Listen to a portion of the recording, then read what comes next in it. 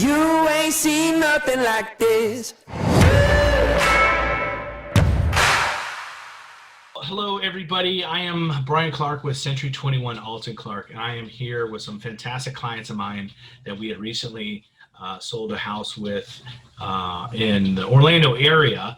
And they've been kind enough to kind of jump on this little call with me during COVID and sort of talk about their experience. And hopefully some of the information they share with you will help let you know that the selling process is, it can be nerve-wracking, but I want you guys to hear it from someone other than myself. So I've got Joe and Jessica Raditch here. I just literally picked up their lockbox from the house today. We're going to do a little Q&A with them and see how the process was. So, before I go meet with people, guys, a lot of folks have a lot of the same sort of feelings you all did, but let's start at the beginning. What was your thought process of how kind of like selling a home is going to be? What are some of the preconceived notions you had that, were sort of weighing on you prior to me even showing up? Well, I was really nervous at the beginning because I thought that it was going to be a ton of work and that there were going to be a lot of steps involved, and I wasn't really sure how the timeline went on that. And yeah, just a lot to take on. Yeah. Because I remember our first meeting. That was one of the things you were talking to me. You're like, we just need to know sort of what to do. Yeah. And I think a lot of people share that kind of same sentiment. Because just like you guys, the home that we just sold for you was your first house together, right? Yes. So that was like the first time you had actually sold, and it's a totally different process, right? Yeah. So it's kind of fun, shopping for houses, but when you got to sell yours, it's like, oh no, what do I have to do? Mm-hmm. And that's the other thing I wanted to touch on. So when I finally met with you, and we kind of came up with the game plan, what were some of the things that you liked, and maybe some things that you were like kind of scared about after you met with me? What was your kind of feeling about that? For me, the market research that you did really calmed a lot of my fears. When I went into this, I'm like, oh my God, we're going to get maybe a little bit on top of what we paid for our house for. And then you came in with the market research and you're like, no, guys, look at this. Here's the money you're going to get out of it. And I was like, all right, let's do this.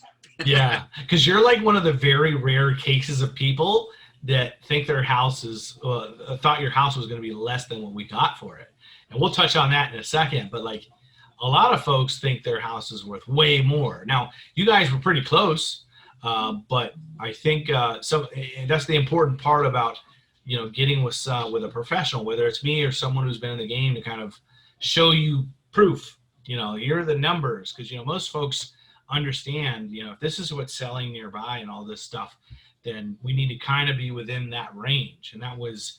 So like that pricing discussion you guys have, even though you're a little rare because you assumed it was a little less, but you guys enjoyed the comparables and stuff like that, right? And it was kind of nice to hear. Now, be honest, did you think I listed your house too high at first? A little. I mean, that's fair. That's fair. Yeah, but I think after looking over all the research and hearing what you said, I felt really, really confident that you knew what you were talking about. Mm-hmm. And it was like, okay, you're the professional, you got this. We're gonna, yeah. And I think the piece that really got us thinking that it was too high is we know all the ins and outs of our house. Uh-huh. And we were afraid that some of the modifications that we made weren't as good as what like a professional would have done or something like that, and we thought that would affect the value. Yeah, and that leads me into another important part. One of the things that I do when I meet with people at first is kind of go through and suggest repairs and things to kind of brush up to make it look better. Talk to the folks about some of the things that you guys did to kind of prep for your house, because a lot of people are like, oh, I want to put my house up for sale tomorrow, and they don't do any prep. What was when we had that discussion about doing prep and what to kind of do to get your house looking sparkly, shiny, what was your sort of thought process behind that, and how did you guys handle that? And what do you think, and let them know, obviously we'll tell them what happened at the end, but how is that whole thing about getting the, Fernando over and helping fix stuff and doing some tell them sort of some of the things you did to kind of stand out and make your house look good.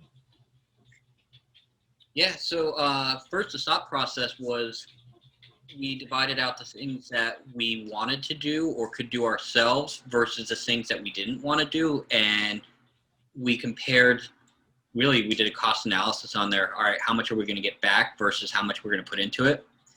So we looked at things like the popcorn on our ceiling in our living room den. And we said, you know what? I don't want to go through that hassle. Let's get Fernando out here to do this for us. And you recommended Fernando to us, and he did a fantastic job. And, you know, the benefits way outweighed the cost on that. Some of the other things, you know, just pressure washing and getting in a cleaner for part of a day. Those things helped out immensely. Decluttering was another good one. I mean, you don't think about how much clutter you actually have in your house until you start thinking, oh, I need to sell this. Yeah, absolutely. I mean, most people, and you guys have kids, so like for those of you out there watching, you know, kids acquire and accumulate stuff quickly, and for moms and dads out there, they can destroy a house in a matter of minutes. And it's really interesting when you're trying to prep to sell a house. It's like, oh man, I gotta go through and like de-kid all my stuff over here because, you know, they're playing around everywhere, and it can be a little daunting. But I remember having the conversation with you all, and just you guys did a really good job of sort of taking each task and doing it one at a time and kind of getting it completed and done. Because here's the thing, for those of you, let me give you a little list of some of the things that, as Joe mentioned, he pressure washed, because having a dirty, crummy driveway or front entrance, that's a bad first impression. So did pressure wash the driveway, and you pressure washed a lot of other stuff. You went out back too, right? Mm-hmm. You did some of that because they have a back porch. The whole decluttering, because they were sort of mid-move and they were getting ready, and there was just stuff everywhere. And I was like, you know, we need to eliminate all that. They did a great job of that. And some of the roof, the inside of the roof in that main room was where Fernando came in, and kind of having a professional come, like Joe said, to sort of, you don't want to sell your house with tons of problems. Every house has issues. No house is going to be perfect, but what you want to do is sort of put your best foot forward. I can't tell you how many times people want top dollar for their house and it's falling apart. I'm like, listen, if you want top dollar, you got to do a few things. Because here's the thing. If you waited until we went under contract and the buyers were like, oh, we don't like this, this is yucky, and we want that fixed, that would eliminate, you know, time to maybe price shop repair people and things of that nature. And it's better to do it when you have a little time to breathe and, you know, put that first foot forward, because you guys' pictures were fantastic. I'll put down here in the next few slides a couple of images for those of you watching, you can see. But, you know, because I remember when I came back after you did all that, I'm like, wow, this is like another house. And it was really cool because you guys listened to everything I told you to do, which was great. And, you know, give them an idea. How long did it take you to sort of do the prep? I think about 3 weeks. 2 or 3 weeks. 2.5, 3 weeks. Yeah. So it was really helpful for me because my mind was going all over the place, and having the set list of, okay, no, we really just got to focus on these, 5 or 6 things and just get them down. That's what really helped. Yeah.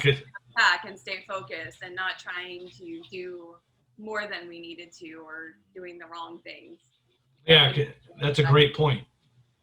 Because there's you know, people watch HGTV and they start getting, well, do I need to do this? Do I need to repaint all the crown molding and this and that? And I'm like, no, just need to do these couple things, make it clean. Because here's the comments that we got, you know, regularly throughout the showings of your property is that home showed well, home was clean, home smelled nice, this and that. All the stuff that I told you, you know, people really care about in your price point. Now, there are certain things in different price points that I advise to different people, but for the most part, you know, having that list and that to-do list is handy, and I'm glad it worked out that well. So now we got the home up live. Now tell everyone sort of your experience of once I turned that on button, what happened?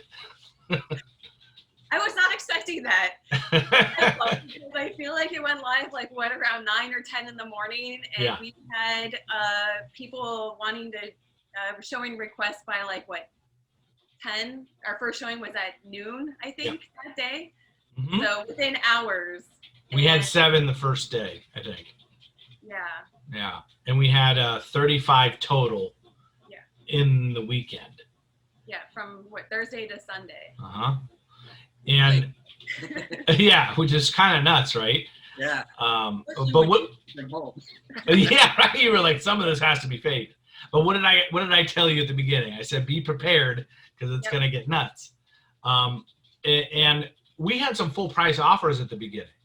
Mm-hmm. But if you guys remember, I told you, I was like, let's wait to at least the end of the weekend because, I just want to give yourself the opportunity to do our best. And then I kind of pitted everyone against each other and they got into a bidding war. And then we went under contract over asking.